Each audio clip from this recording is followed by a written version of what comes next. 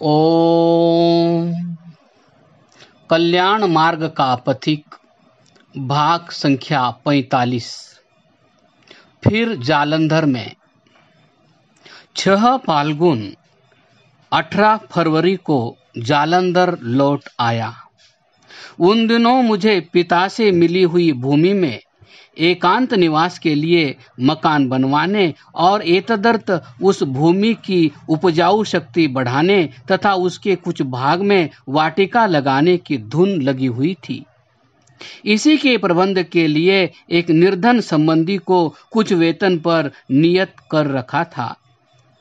फाल्गुन के मध्य में उसी काम की देखभाल के लिए अपनी जन्मभूमि तलवन में चला गया। फाल्गुन चैत्र अर्थात मार्च के महीने में मैं साधारणतया अपने काम में लगा रहा। इसी मास में वकीलों और अन्य अंग्रेजी पढ़े लिखे हुओं को इकट्ठा करके मैंने एक वाक्वर्धिनी सभा अर्थात डिबेटिंग सोसाइटी खुलवाई, जिसका मैं ही मंत्री नियत किया गया। यह सभा कुछ महीने चलकर ही समाप्त हो गई। इसी मास में दिल्ली के राय बहादुर मास्टर प्यारेलाल जालंधर सर्कल के इंस्पेक्टर ऑफ स्कूल्स बनकर आए, जिनके साथ मेरा बड़ा गहरा संबंध हो गया। आर्य समाज के संबंध में इस महीने एक ही घटना हुई, जिसने उसे अनपढ़ों में प्रचार के लिए एक पुरुषार्थी सेवक दिया। लुधियाने का चिरंजीव लाल एक बांका पहलवान था। वह आर्य समाजी होकर वैतुलबाजी किया करता था। एक दिन प्रचार में राहु केतु आदि की पूजा का खंडन करता था कि एक ब्राह्मण ने अपने यजमान से लाया हुआ दान सामने किया और कहा, यदि हिम्मत है तो ले। बहादुर चिरंजीव ने उपरने में बंधे चावल नकदी सब ले लिया और चल दिया। ब्राह्मण हक्का बक्का रह गया और अपना माल मांगने लगा। चिरंजीव धत्कार कर चल दिया। ब्राह्मण ने पंडित लक्ष्मी सहाय मजिस्ट्रेट के यहाँ दावा दायर किया। वे ब्राह्मण थे। चिरंजीव लाल को कैद का दंड मिला। मेरे पास उसी समय आदमी भागा आया। लुधियाने की अपीलें उन दिनों जालंधर के सेशन जज के यहाँ होती थी। मैंने अपील दायर की और चिरंजीव लाल बरी होकर मेरे पास पहुंच गया। धर्म प्रचार की धुन। वैशाख संवत 1945 के दूसरे अर्थात अप्रैल 1888 के अंतिम सप्ताह में मैं फिर अपने ग्राम तलवन में गया। अपने पुत्र के नामकरण संस्कार को केवल अपने दूसरे भाइयों के आग्रह पर रोके हुए था। उनकी इच्छा थी कि मैं उसका नामकरण अपनी जन्मभूमि के गृह में करूं। इसलिए मैं 14 वैशाख अर्थात 27 अप्रैल को तलवन पहुंचा। जालंधर के 2 आर्य भाई भी साथ गए थे और लुधियाने से चिरंजीव लाल पहुंच गया। हमारा कुलाचार यह था कि बालक को चूड़ाकरण से पहले, जो तीसरे वर्ष होता है, कपड़े न पहनाए जाएं। हमारे सबसे बड़े चाचा जीते थे। वह कट्टर सनातनी और क्रोधी थे। मेरे भाइयों को भय था कि कहीं वे कुछ उपद्रव न खड़ा करें, किंतु मैंने उनको भी बुलावा भेजा। लोगों को बड़ा आश्चर्य हुआ जब कुलाचार के विरुद्ध उन्होंने अपने हाथों से बालक को सिले हुए कपड़े पहनाए और उसका नाम हरिश्चंद्र रखा। मैंने अपने जीवन में प्रायः देखा है कि यदि निरभिमान होकर सरलता से बर्ताव किया जाए और बिना दूसरों को चिढ़ाए अपने मंतव्य पर दृढ़ता दिखाई जाए, तो कट्टर से कट्टर विरोधी की दृष्टि में भी मनुष्य माननीय बन जाता है। तलवन में इन दिनों चिरंजीव लाल की बैतुलबाजी की धूम रही। जालंधर लौटते हुए रास्ते में नकोदर प्रचार हुआ। चिरंजीव लाल ही मेरा सबसे बड़ा विज्ञापन था। वह इस प्रकार कि मुझे उस स्थान में बैठाकर जहां मैं व्याख्यान देना चाहता, चिरंजीव लाल बाजार में चला जाता। जिस दुकानदार के ऊंचा मूड़ा देखता, वहीं खड़े होकर अपनी सिंह गरज से एक बैत सुनाता। फिर कहता, प्यारेया मूड़ा को चीर ले दे तो होर वैता सुनावा। वहां इनकार कब था।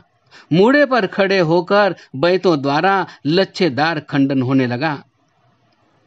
जब 50 एक आदमी जमा हो जाते तो चिरंजीव लाल मूढ़ा उठाकर 20 कदम आगे हो जाता और मूढ़े पर चढ़कर फिर स्वर आलापता। जब 100 हो जाते तो 50 कदम आगे चलकर पीठ जमाया। इसी प्रकार जनसंख्या बढ़ाते बढ़ाते 400-500 मेरे सामने लाकर खड़े कर दिए और अपने श्रोताओं से कहा, हुण विद्वानाम दिया गल्ला सुनो, देखो कहीं अमृत बरखा हुंदी है। लोग सब बैठ गए और मेरा व्याख्यान प्रारंभ हो गया। जालंधर लौटकर मैंने वकालत के काम में जहां नियम पूर्वक भाग लेना आरंभ किया, वहां जीवन सुधार की ओर भी अधिक ध्यान खींच चला। प्रातःकाल शौचादि से निवृत्त होकर मैं भ्रमण करने जाता था। उसी समय थोड़ा दौड़ भी लेता था। यह प्रातःकाल का व्यायाम था। इसमें 1 घंटा लगता। फिर स्नान करके संध्या अग्निहोत्र, जिसके पश्चात गोदुग्ध पीता और पत्रों के उत्तर देने में लग जाता। यह अभ्यास मुझे उसी समय से है कि तुच्छ से तुच्छ और व्यर्थ से व्यर्थ पत्र को काम की टोकरी से तब तक अलग न किया जावे जब तक उसका उत्तर न भेजा जाए। एक विचित्रता मुझ में और भी थी जो अब तक है। जब तक मेज पर बड़ा नित्य का काम समाप्त न हो जाए तब तक मन प्रसन्न नहीं होता। 8 बजे समाचार पत्र भी पढ़ निवृत्त हो मुकदमे वालों को बुलाया जाता और 9:45 बजे उनका सब काम तैयार। मुझे 10-12 मुकदमों की तैयारी में भी इससे अधिक समय कभी नहीं लगा।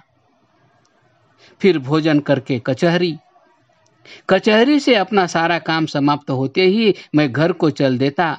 अन्य वकीलों की तरह शिकार की प्रतीक्षा में बार रूम में न बैठा रहता। कभी कभी घर लौटते समय 2 व 2:30 ही बजते, तब 6 बजे तक शतरंज चलती।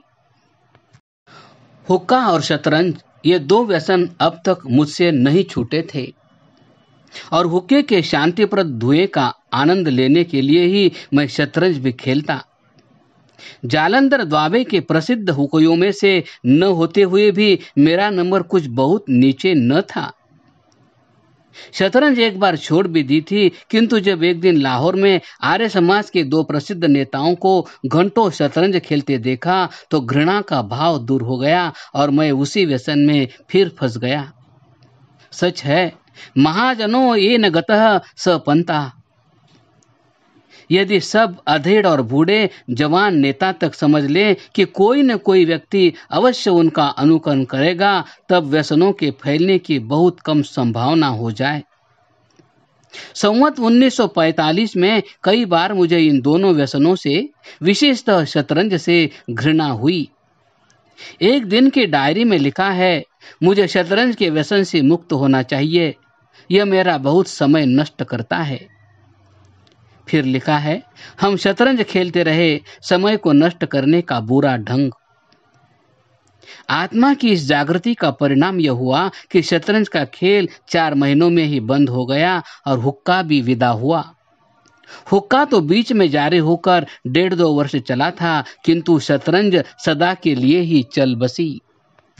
सायंकाल या तो बग्घी में लंबी सैर को चला जाता और या म्युनिसिपल वाटिका में टेनिस के लिए ठहरता। भोजन के पश्चात कुछ भाई मेरे मकान पर आते, जिनके साथ नित्य सायंकाल ईश्वर प्रार्थना होती।